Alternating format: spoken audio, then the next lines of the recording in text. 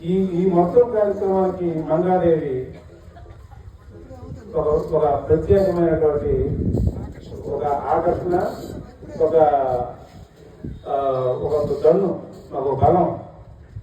ఎందుకంటే మంగాదేవి అంటే ఆయన ఇక్కడ రావాల్సిన అవసరం లేదు.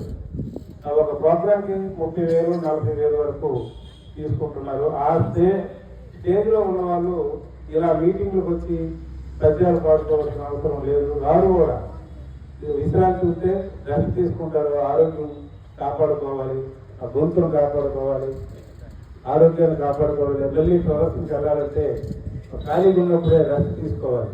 కానీ ఆ రెస్ట్ కూడా లేకుండా వచ్చి కళాకారుల్ని ఐక్యం చేయాలని చెప్పి ఈ రాష్ట్రం మొత్తం మీద ఉన్నటువంటి కళాకారుల్ని ఏకం చేయడంలో ఆమె ద్వారా అనేక జిల్లాలు మాకు కాంటాక్ట్లో పడుతున్నాయి.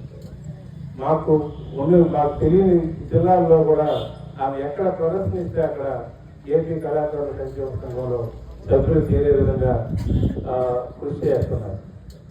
ఆమె భర్త సూర్యనారాయణ గారు, ఇలా గోవిందమ్మ గారు, హరి గారు, ఇలాంటి ఒక ముగ్గుల వెంకటరమణ గారని విశాఖపట్నంలో ఉన్నారు.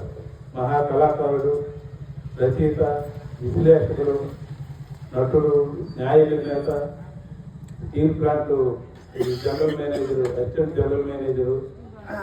అతను కూడా అహోరాత్రులు ఈ సంఘం గురించి కష్టపడు. ఇలా చాలామంది కష్టపడిన ఫలితంగా ఇప్పుడు 4వ సంవత్సరంలో అడుగుపెట్టింది సంఘం. కరోనా వచ్చి మనకు చాలా విషయాలు